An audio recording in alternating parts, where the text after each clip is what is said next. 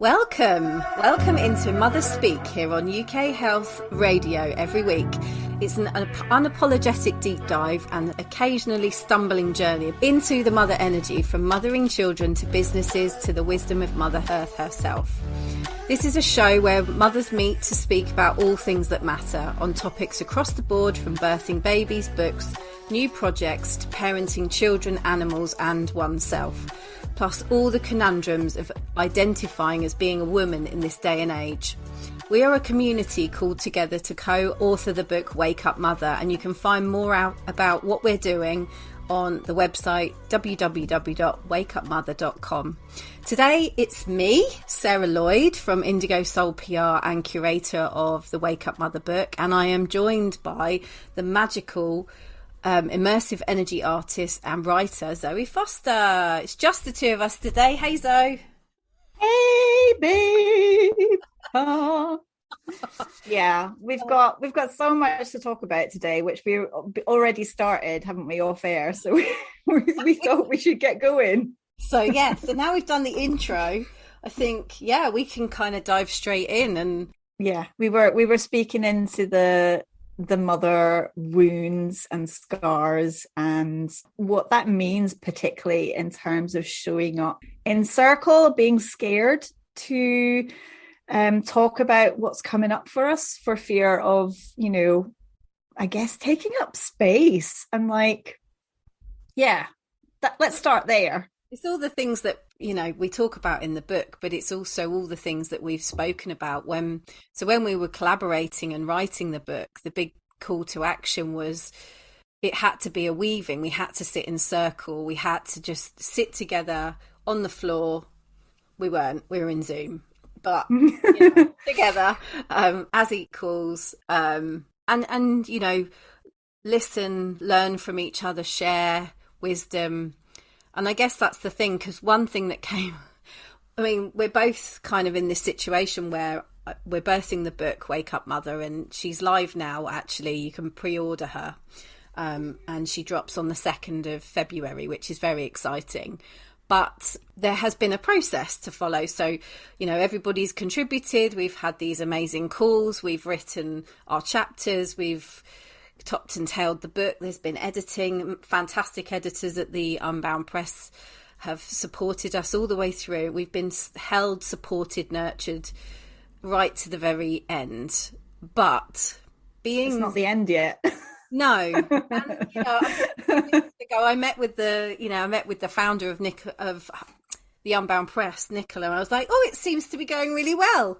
And then all of a sudden, as is what happens, the universe decided to throw a couple of curveballs in for a few of us. And it just became very bumpy. But I guess that's the thing with birthing anything. It becomes bumpy. You just don't know. And I think you can be as prepared as you like. You think that you're prepared. You think that you've got this under control. But there's, becoming a mother of anything, there's always bumps, right? Surprises. God, our children, whatever form they take, they always surprise us, don't they? They think, I've got this. I've done this before, maybe, and it's always different every time. I think that's where, I don't know about you, Zoe, but we were talking, yesterday, both of us were in a bit of a hot mess, to be honest. Bit of a wobble, yeah. But I think it's that, and we've talked about this as a collaboration, and I'm sure some of the other amazing contributors will speak into this too. It's that birth canal moment where you're having to push and pause and breathe, and it's exactly like, giving actual physical birth. I had cesareans, but it's that process of having to surrender massively to the process, but also know that you're not alone, even though it feels like you're the one doing all the work, which kind of how I felt yesterday. And I didn't feel like I could reach out to my circles, my trusted friends, and people that I regularly beat on if I need some guidance or support or just someone to listen.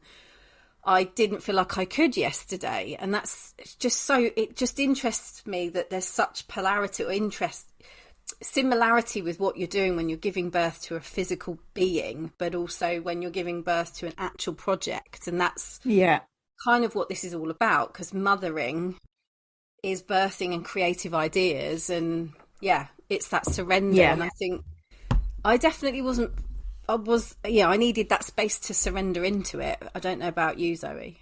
Yeah, I feel that there's, there, like you said, there's this polarity, isn't there? And for me, that definitely speaks into, my kind of doubt around, should I reach out?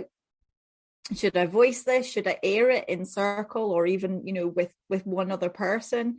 Or should I just sit with it a bit longer?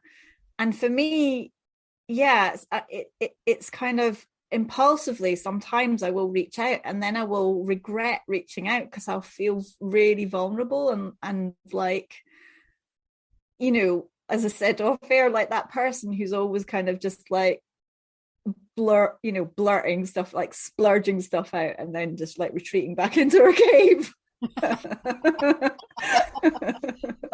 I mean, like, here you go. I'm going back now. I guess that's the thing. It's like, that's where we forget that, the women that are sitting in circle with us are grown-ups. It's not like we're depositing, our stuff and retreating. It's almost like, so for example, we share a collaborative group that was a result of Shakti Farts, our other collaborative book. And one of the ladies was sharing something completely into her vulnerability and shared a voice note, and I blurted out the same, and I was like, hang on a minute, it's, you don't always have to be the one that's also having a problem. It's kind of, so I deleted the voice note, sat back, and realized that I just needed to listen, because the invitation was to listen and understand that actually there was at least 4 of us that were struggling with a similar problem. And the advice was exactly what I certainly needed to hear the advice. We all needed to hear it. I did too, And I think that's what's beautiful about the circle, is the fact that some of us will be going through some things and others will have the space to hold it and share wisdom or offer guidance or just listen. I think that's the other beautiful thing, is that I come from I used to be a massive control freak. Well, I still have that control freak tendency in me. I can't be a Virgo without it. But there is an element of, I need to allow whatever wants, I needed to surrender to it. I just needed to listen and understand that the guidance that, trust the guidance would come through. And it did. And, plus the tears and, speaking to somebody who had the capacity to hold my space while I moved through that. I think that's perhaps what we're, I feel like I'm losing my thread a little bit here, but hopefully that makes some sense. No, I think it absolutely does. I think for me, I decided, much like you, was just to sit back and kind of take that wisdom on that the group were sharing, and sit with that, as well as my own like resistance to sharing myself. And I think that is the beauty of beginning to, for women in particular, to have these spaces, whether they're actually physically there, physically in person, physically on Zoom, physically on WhatsApp, whatever it is, or they're sitting in their own space, that belonging to something like that is so powerful on multiple levels. And it also brings me back to, how much we have been denied this over the last, 1,000 years or whatever, because we have been pitted against each other, rather than allowing ourselves to hold space for each other and to sit in sacred sisterhood, because that's what it is. And if I'm honest, I still have that wound. We probably all do, right? We're still learning to not heal the wound exactly, but we're still learning to kind of live with the wound and grow from it, Or because navigate it. I think, it's like an alcoholic. yeah, You've got like as an alcoholic or someone who has addictive tendencies, you just have to yeah, taking a step forward as long as you're aware yeah, of that behavior. And I think that for me, it's like, oh, that was the awareness where I deleted the message. I didn't delete the message because I kind of went into my 6-year-old grumpy self. Actually, it's not appropriate for me to jump on the bandwagon here. I'm going to delete the message and just wait.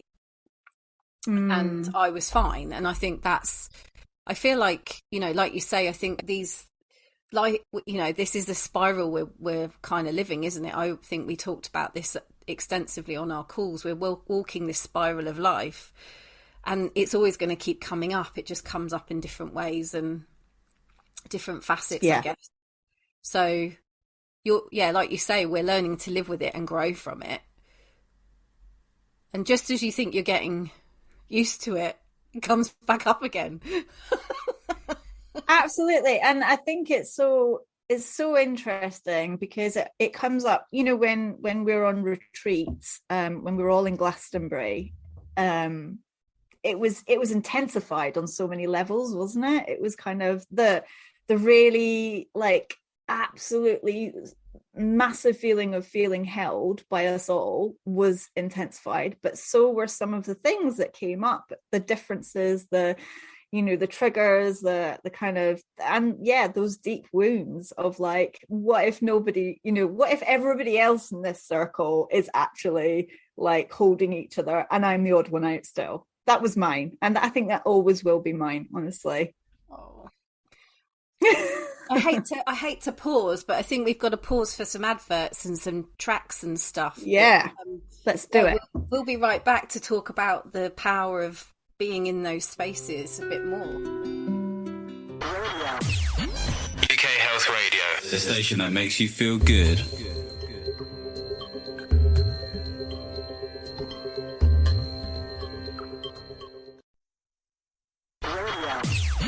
UK Health Radio, the station that makes you feel good.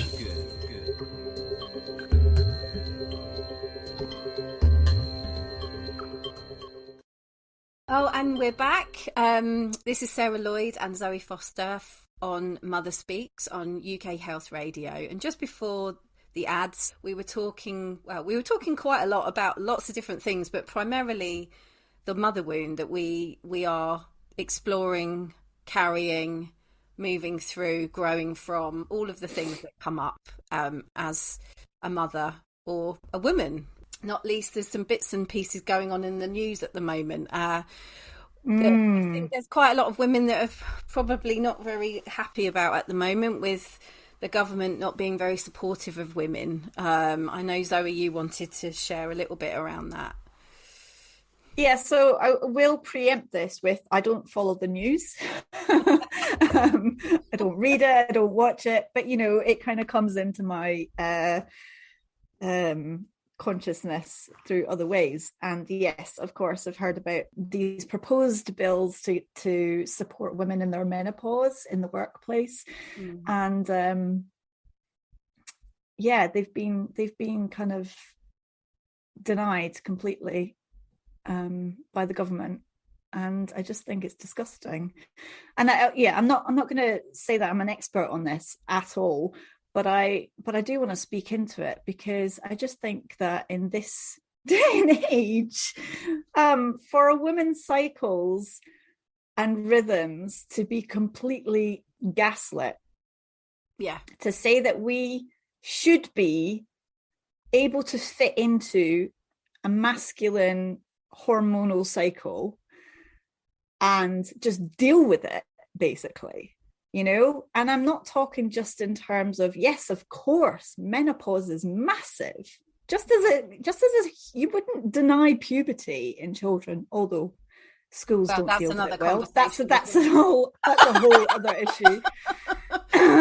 Let's park that. But women's cycles work on roughly a 29-day rhythm. A man's cycle works on a 24-hour rhythm.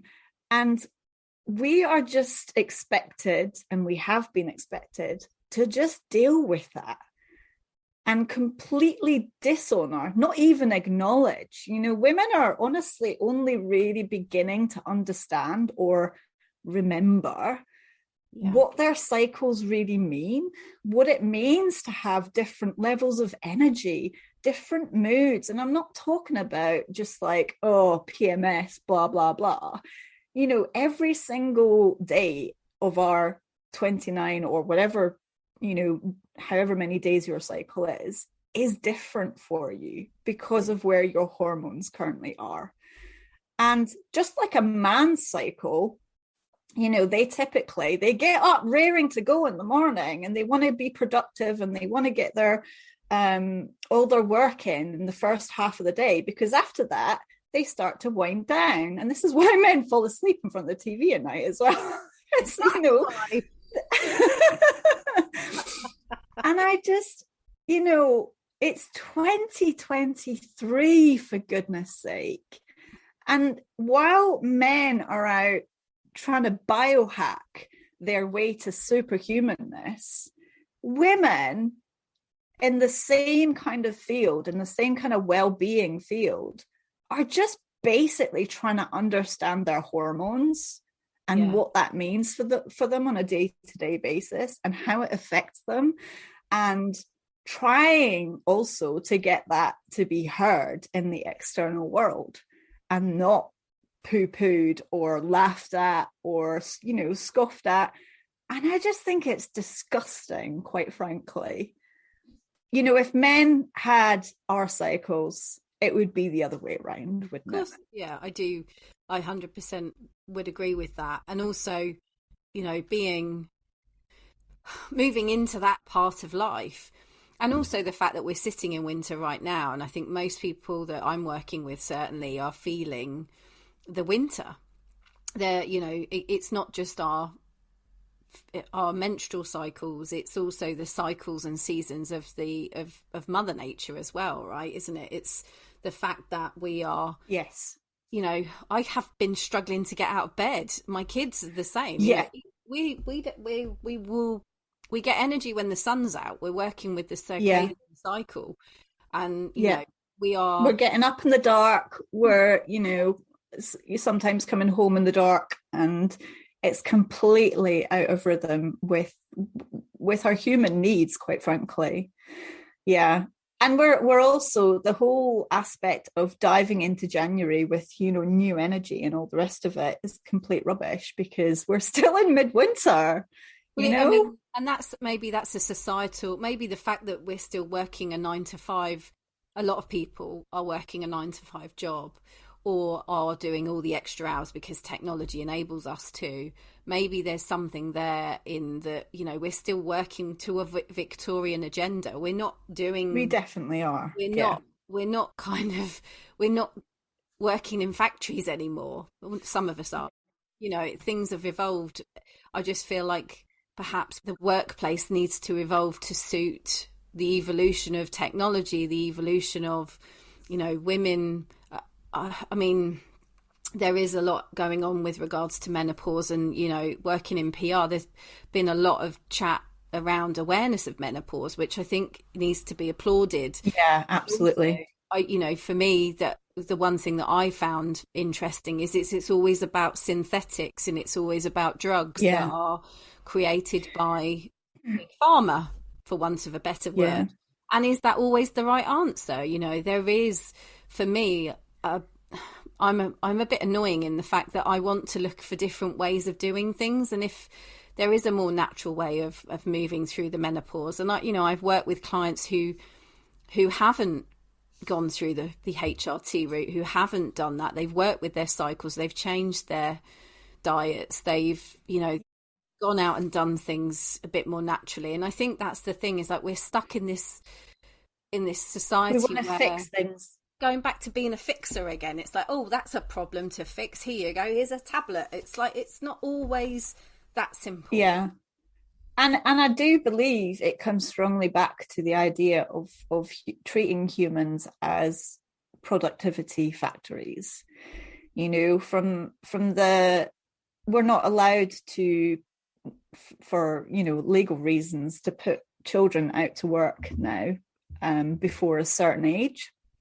But as soon as they come of that age, basically our life value is defined as how productive can we be in our best years, as it were. And when women fall off, it is often seen as a cliff, isn't it? When women fall off the cliff of like menopause, they're deemed to be not of any more value. That's like, okay, well, take early retirement, resign, whatever you need to do, but yeah, you're not really working for us anymore, are you? And I think at the same time, women also probably realized, or have another awakening at that point of, well, what is my own value then? And that's so important, because if we're not having those questions much earlier in our lives, then menopause comes as a shock on not just a physical, an emotional level, but on a spiritual level. It can really rock us to our core. And I'm not there yet, I will say, but I can imagine being in that state where it feels like your body is just kind of falling apart, and you don't really know what to do with it. It's not working the way that it always has done, or you've always tried to allow it to. And everything is redefined for you, but mostly by the external world. Yeah, that's definitely something that's come up for me. And I think we probably need to just pause again for another track and some adverts from our lovely sponsors, UK Health Radio. But I'd love to keep talking on this thread when we get back. UK Health Radio, the station that makes you feel good.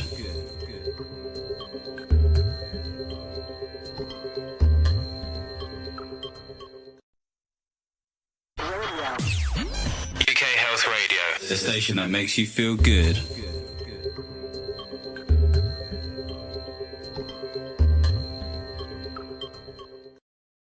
Oh, and we're back.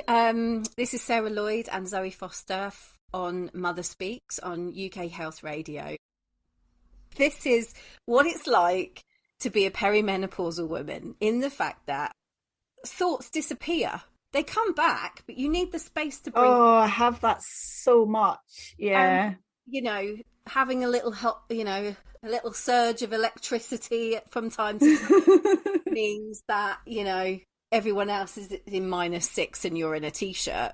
It's kind of, I'm beginning that journey, and I'm embracing it. I want to embrace it, but I'm explaining to my girls that I just need to stop a minute. They're having to learn to pause a little bit. For me, I can't go at the 100-mile-an-hour pace that my kids want to go at a lot of the time. And I think that's important for women to explain that to. It's so important, especially to, actually, I was going to say especially to preteen girls, but also to preteen boys, so that they can get a sense of, so we're not perpetuating the world that we are already living in, basically, that our boys are learning about these cycles and rhythms, and to actually honor them. Yeah. Even if they're not experiencing them directly. Yeah. I mean, I don't know about you, but in my 20s, well, even before that, I took the pill, and same. I used to just forget, power through, forget about it. And same. I think I stopped taking contraception after my second daughter was born, because I didn't want to put anything else in. I was exactly the same. So after I probably took the pill for I think about 18 years, which is quite horrific when you think about it. There's a woman, I'm really sorry, I've forgotten her name temporarily, as you were just saying, Sarah. There you go. See, the thoughts disappear. There's a woman who talks about menopause, perimenopause, and all the rest of it, and the pill in particular she refers to as female castration, and that's essentially what it is. It's a chemical castration, And, if again, why is it women that are taking the pill? Why is it not men? And I know a male pill has been formed, I believe, but, come on, let's look at the last, 60, 70, whatever years of women taking this for decades and essentially cutting off their own natural hormonal production rhythms, cycles, just so that they can be a productive, quotes, and consistent, regular, structured, linear member of society. And we are not as women. So we're trying to be like men. We are, in every sense of the word, chemically, we're trying to be like men. Yeah. Square peg, round hole. And the thing is, biologically, we just can't. And I think that the biology, there's so many different conversations we can have about that. And I want to invite people that are qualified to talk about those sorts of things to come on and chat with us. But there's just so many different ways that we can look into this and share this, because, it's just something that perhaps we need to shine a light on. And one thing that I've realised is, certainly before Christmas, I was having those symptoms and flushes, and I was needing more space. I was needing to nap a little bit more. I was needing to give myself, space to go and walk, space to process emotions a little bit more so than I probably had done before that. So I knew, and I'm lucky enough to say that I have, I'm working with clients, and I work around my children, and, I made that decision to make those changes when my little ones were very small, and now they're at school. I can work around school, still be there, but also give myself that space that I need as a woman to honor those, those peaks and those troughs, because there are weeks when I'm completely on it, and, we're swimming and we're play dating, and we're doing all the things. And then there's weeks where this week I'm like, sorry guys, I'm really sorry, I just can't do it. And I think that whilst it appears to be erratic, but it is consistent with my cycle. I think it evens out. This is what really bugs me, is the idea that, you're being flaky, or you're being unreliable. And actually, like you, a couple of weeks ago, when I was in my summer, in my cycle, I was literally holding everything because my husband was sick. He was off work. He was literally in bed most of the time because he was so ill. And so I was doing absolutely everything, as well as all of my own work, all of my creative work, all of my admin, and I was like, yes, powering through. But now I'm in my winter, and this week I've literally been, in terms of that productivity kind of value, I've been pretty useless. But I also know that, I'm already coming in, it's only been 3 days, for goodness sake, 3 days out of the month. And I know that I am on the up again already. And that period where I was lying low and really not doing very much, I was restoring, I was replenishing, I was renourishing. And I know it sounds cliche, but if we don't do that, especially as women, then we can't do the hyper productivity that we're so good at. Honestly, as women, we are so brilliant at juggling all the balls and keeping them all in the air and dancing on our tiptoes and cooking the meals. Do you know what? It's just like everything. I don't know a man who can do that consistently for more than a day or two, honestly. And my husband is brilliant. I definitely don't want to diss him. But I think as women, that is our superpower. We are one of them. No, but it's true though. We are asked, as to speak. I mean, I want to just caveat that this is our personal opinion, and it's by no means, of course, and it's kind of, personal experience. I as the primary caregiver, I've chosen to be the primary caregiver because I've made the choice to step away from the traditional 9 to 5 role. But when I did so I was doing a condensed, when I had my first daughter, I did a condensed 4 days into 5. Now, I see this bill that's being passed around 4 days into 5, or, 4 days working weeks. I don't think it's ever going to work, because unless you have really, really good boundaries, and I think that's the issue that we have in society with the work as well. It's the, it's the expectation, isn't there? There's always an expectation of doing more. Yeah. And I mean, my boundaries were violated a lot, but then it was my own fault sometimes for responding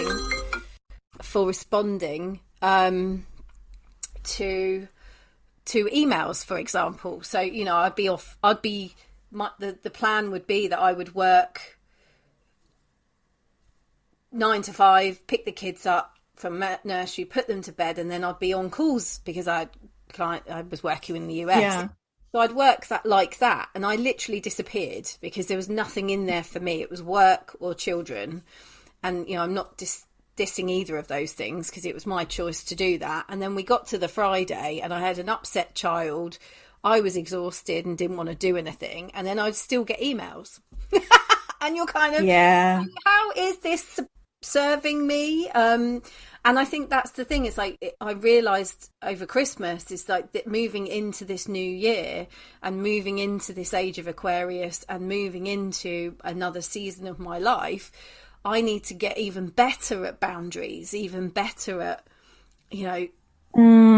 like creating spaces for clients, creating spaces for rest, and, rest, absolutely, not disappear, that you as the individual, it's putting the oxygen mask on first situation. And unfortunately we have been told or taught by society that we shouldn't actually do that, and that everybody else comes first, and then we're the ones. Honestly, the societal message is pretty much sod the oxygen mask, just get on with it, and I really do feel that. And especially for women, our men are not particularly treated well either, though. I see that in my husband and the kind of stuff that he has to put up with. And he's exhausted because he's carrying so much, and he's expected to do so much. And they're so stressed. So, yeah, this is, I'm not saying none of this is about, just poor women. It's not treating any of us well, our current system. And I do feel that if we allowed ourselves, that's what it takes, really, isn't it? It's allowing ourselves rather than waiting for somebody. Well, there is, and there's also, it's very hard. It's very hard. Let's not beat around the bush. It's really, really hard to make that firm boundaried choice when everything in our society and our culture tells us, no, that's not allowed. You can't do that. You can't, if you're employed, you can't get a job if you behave in that way. You can't keep a job if you behave in that way. These are our rules. This is what's expected of you. And yes, as self-employed women, we have made that choice over the years. I don't know about you. I've been self-employed since I was 26, and it's taken me probably the best part of that time until now, I'm 43 now, to actually begin to work in a way that really works for me. Because even at 26, I was so conditioned into what a work day should look like, even if you're self-employed, which is a complete bonkers, right? If you're self-employed, you can do whatever you want, but you can't, because the rest of the world is set up in that way. So yes, there's a choice, but I do also believe that it's hard to make that choice and to stick with it. And at the same time, if more and more and more of us make that choice, then we can begin to live in a world that truly honors our needs. Absolutely. I mean, it's like you say, if yes, the government haven't supported the menopause bill, but from what I understand, it's down to the employer's discretion now. So what I would maybe the course of action should be that women shouldn't stand for that and should be having conversations with their employers to make it so for them. It's that if you don't ask, you don't get situation, isn't it? I feel like there's an element of we're almost conditioned to not ask, to not push back and ask for something that suits us better. Not until we're right. I mean, I know people do it, and I often, it's when you're up against the wall about something. But, you know, why not have the conversation? You know, this is probably a bit disruptive actually, but why not start having the conversations now? You know, if you're, you know, ask for what you need. I mean, I think I was the first person to do the 5 into 4 thing. And if I hadn't have asked for it, I don't know if I'd have got it. They wouldn't have often willingly said, Sarah, you've just had a baby. Off you go. That doesn't happen. You have to ask for it, and you have to understand what you're asking for. And I think at the time I didn't fully appreciate what I was asking for. And actually it might have served me better to just do a normal working week at that particular time. Because the other beauty of my job at the time is that I was working from home. I had it's a flexible job. This was all before the pandemic. We were a video conference company. So we were ahead of the curve anyway, because we were all doing everything on video. So it's like, be careful what you wish for situation. It's always a bit of a learning curve, isn't it? Because when we start to think about actually honouring our needs, it does take a lot of unpicking and trying things, and don't be energy. I would say don't be scared of, you know, failing or getting it wrong, or, you know, even embarrassing yourself, for goodness sake, because this is how we learn. When we've tried to squeeze ourselves into a structure that doesn't work for us, but, you know, it's kind of it's the known, isn't it? It's like we know this structure, so there's a safety and a security to it. And when you take yourself deliberately out of that and think, well, I'm going to start really like actually working with what I need, there's so much to actually begin to unpick for yourself, and all of the little kind of the triggers that come up, right? I mean, there's so many. I don't know about you, but yeah, becoming self-employed has been such a ride, and I'm only really beginning to actually fully enjoy it now, because all of those years I've been learning how to inhabit the space. Yeah. And always feeling like I had something external to prove along the way. And it's only really now that I'm actually just enjoying it for what it is, which is, for me, what becoming self-employed should be about, really. I think also what I mean, just to add to that, becoming self-employed, I think there's a lot of people that are put off it because of all the, you know, the gubbins that goes with it, the back end stuff, the making sure you're legal, all of those things.